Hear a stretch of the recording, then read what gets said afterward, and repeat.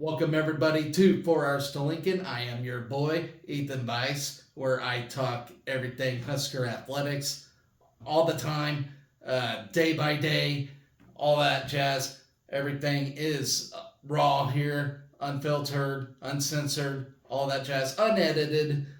So you get all the elements to my show because I don't have time for those edits. And, I'm just not a pansy that way. If I burp, you're going to hear it. So, anyway, this is my track and field only show. Baseball's over. All we got left now is the NCAA Nationals for outdoor track and field. We sent 19 athletes to this puppy. What I really, really, really like about this track and field meet is you got virtually every school, almost every school. In fact, it's probably every school that has a representative in one way or another in this track and field meet. You wind up with 42 national champions all together in this thing. It's a really big deal, and it's a lot of fun. I don't think a lot of people give track and field credit to its excitement. But I really enjoy it, and for the fact that ESPN Plus or whatever ESPN airs this thing, they do a good job of covering it and making sure they show all the athletes and whatnot. Unfortunately, I never really get to watch it like all in one setting because I have to work when they start it, but they really don't get the main stuff kicked off till after work hours. So they mainly do like the heptathlon, decathlon stuff, like to start the day, and then they get to the team stuff a little later. So it's a lot of fun. I love track and field. I love watching it. I never participated in track and field myself. I played football, I wrestled, and then I took a break during spring season. I played baseball a few times, but spring sports wasn't really my jam. But I do like watching spring sports, if you will. So 19 athletes sent to this thing, which is a really good number all around. I think 3 of them on the women's side are javelin throwers. So virtually you got 8 representatives in each sport for on the men's side, and then you got 11 women on the women's side. But I think altogether they represent 8 sports. So I'm not sure. I'll cover that here in a minute. But I like our chances in this thing. Not for a team national title in either men or women's, but to wind up with a few All-Americans and some individual national champions. I really think Arkansas can win the team race in both the men and women's. To be brutally honest, they got 12 on each side. So it's going to take a lot to take down Arkansas this year, in my opinion. I didn't really get to see like the numbers of representatives from each team. That there's just a lot to do there, and I just did not have time to look at all of that. I really only have time to talk about Nebraska and what I think they can accomplish. But I did see that Arkansas had a huge number. Like I said, 12 on each side, which were high up there, and a lot of teams only took 2 or 3 individuals. I want to say we're in as far as the number of athletes we took, we're in 3rd or 4th place in that already. So that's good news. The more people you take, the better your chances to win in the whole thing. But I think Arkansas, Florida maybe has really got the advantage over us on that. So if you want to win this thing, you really got to root against Florida, Arkansas, uh, and then another team. I can't really think of who, but this can be a fun track and field meet. I really like where I think we're going to end up in this thing. I think top 5 on both men and women. To be brutally honest. All right. So entering the competition, the men are 10th and the women are 13th in the USTF CCC Week 10 polls a year ago. The women captured 8th for their best finish since 2006. The men tied for 17th in the team race. I really think we're going to do better on both sides this year. I really do believe it. And man, kudos to Justin St. Clair, fantastic track and field coach. He's in his second year of this thing. I'm really happy to have this guy. He's going to take us even farther. I do believe it. Okay, Darius Luff will get the Huskers started on, tomorrow in the 110-meter hurdles. And in fact, that's at 7:32 p.m. Central, so we don't even have anybody start till later tomorrow. So if you're working and you're wondering what you're missing, you ain't gonna miss anything. The good news is Wednesday, 7:30, you're gonna be able to watch our first event team-wise. But Darius Love, he broke his own school record this season at the Drake Relays with a 13:25.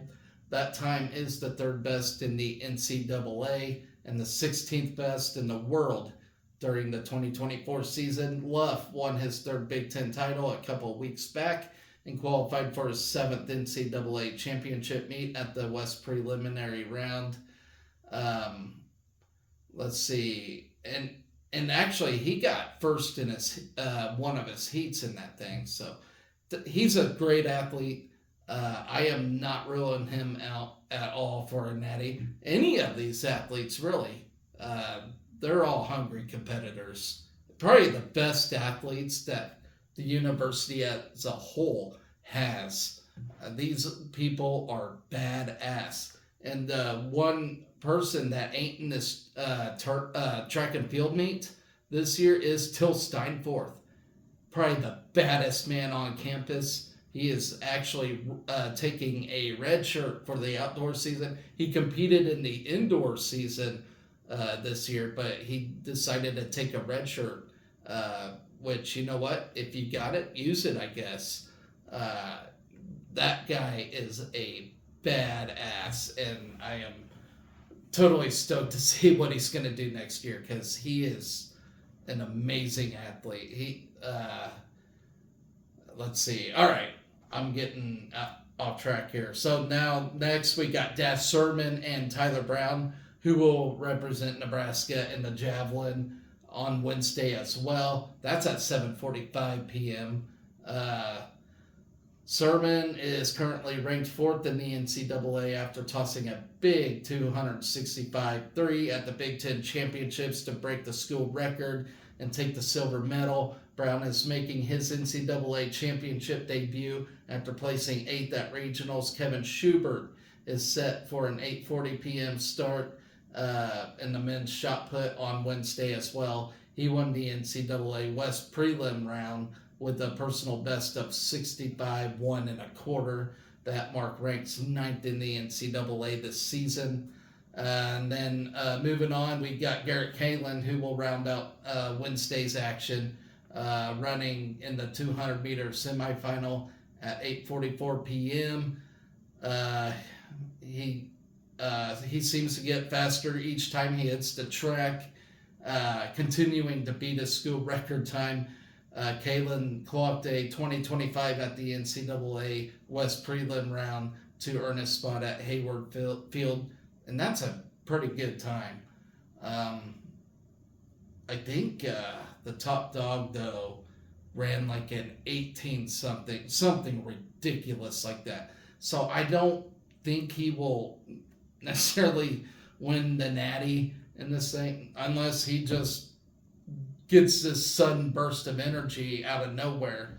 But I'm looking at a strong top 6 finish somewhere around there for Kaylin. Okay, uh, then you got the Nebraska women's throwers who will open up on Thursday.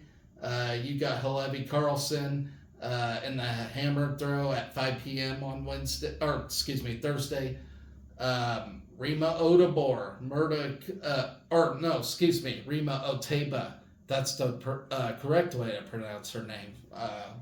I found out recently, actually. Okay, so you got Rima Oteba, Murda Kulizik.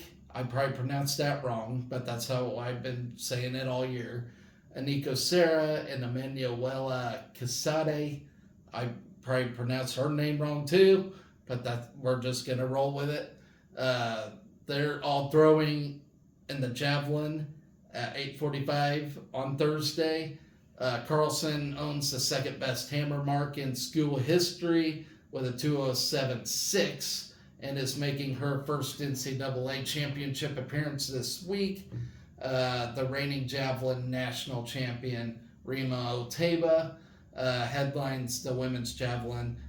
She finished second at the regional to secure her return to the NCAAs. I think she's going to get her second consecutive title because it is Rima Oteba, and she's just a badass. Let's see. Kulizik threw a 174.5 to place 8th. Sarah went 172.10 to finish 9th, and Casade threw a 165.5 to place 12th, and that was the number to get in. Any lower, she would not have been in it. And that was all at the NCAA West prelim round. Nebraska women's javelin crew is one of 3 event groups to send 4 athletes to nationals in one event.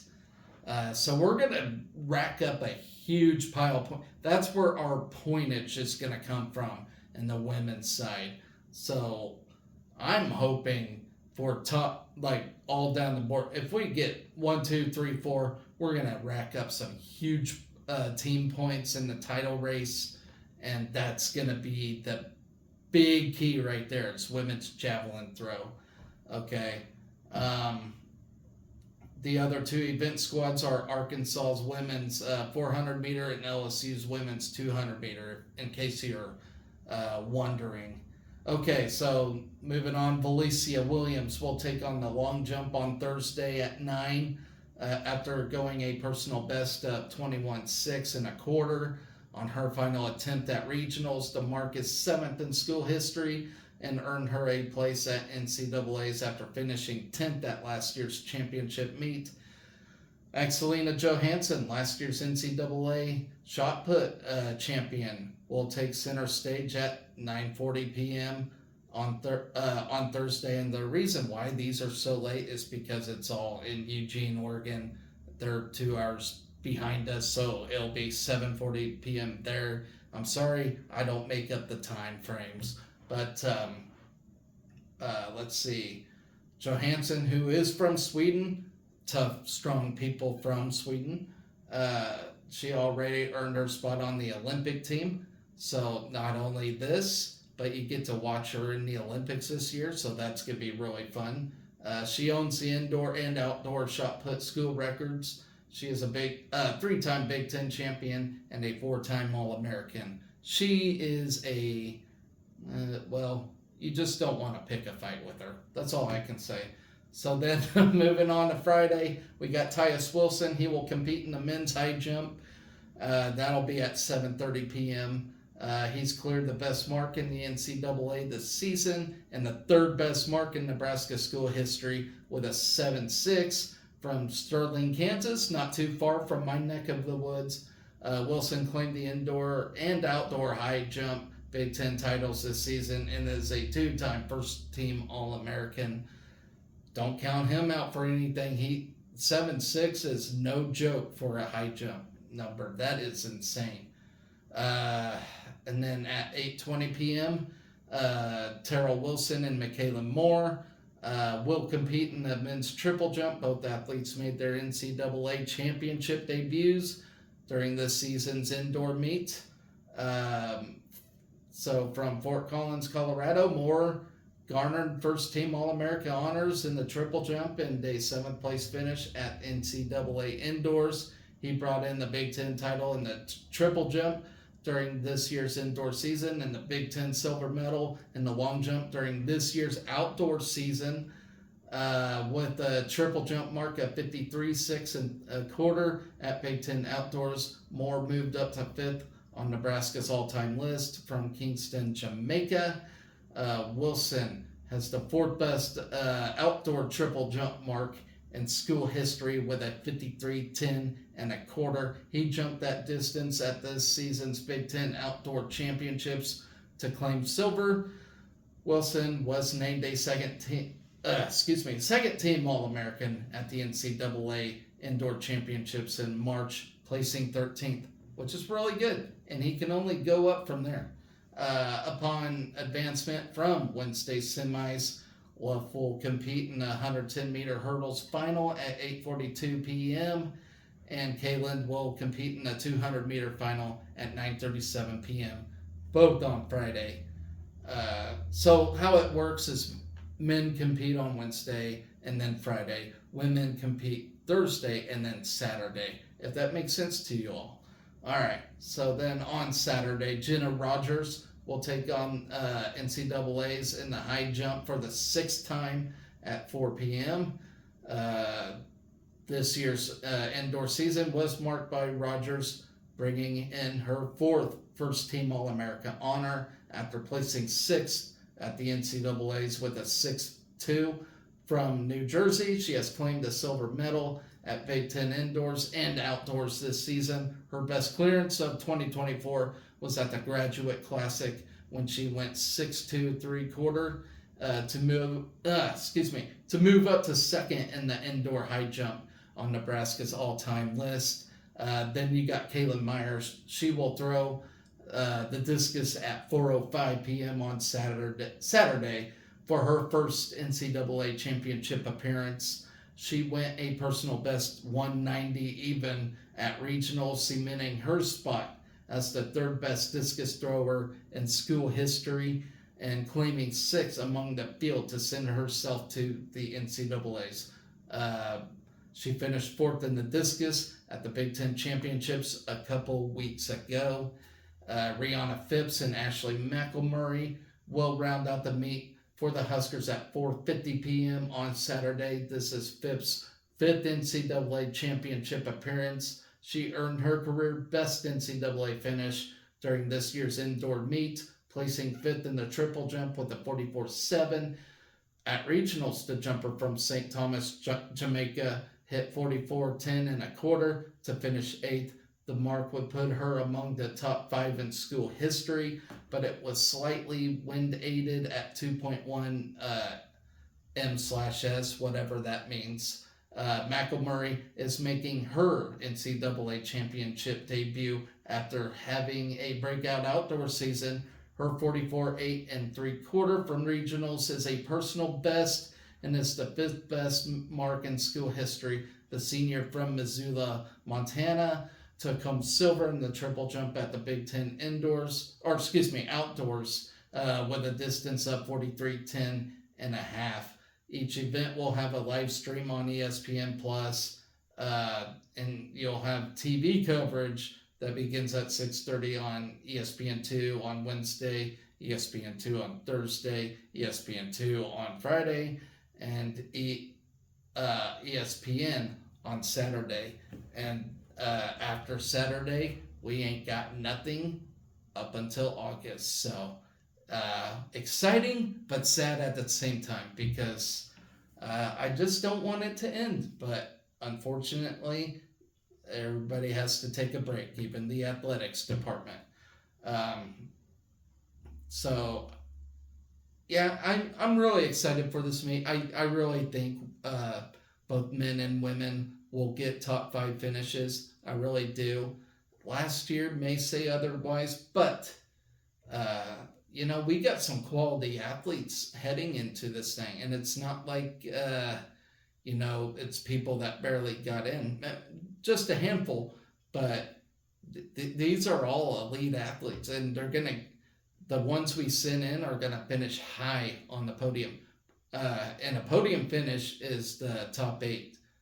The top 8 individuals, kind of like wrestling, gain All-American status. So as long as everybody, a good chunk of individuals finish into the All-American status, we can only hope for the best for team scores. Like I said, you got Florida, you got Arkansas, who are a couple of juggernauts in the sport itself. That'll be really tough to overcome, but you never know in these things. And the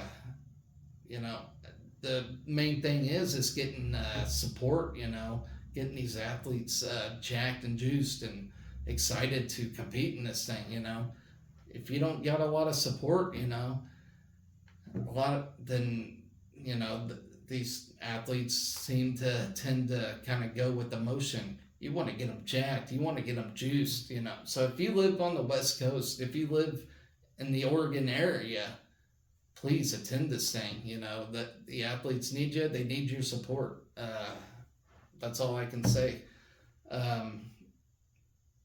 But yeah, that's pretty much going to do it for this show. Quick show, but I really just wanted to show you who was all in this thing. I will be back with you guys on Sunday to talk about the action and to give out my final show for the season.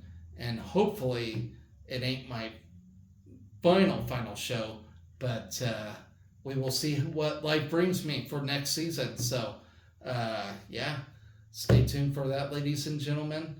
Always remember to be excellent to each other. Go Big Red.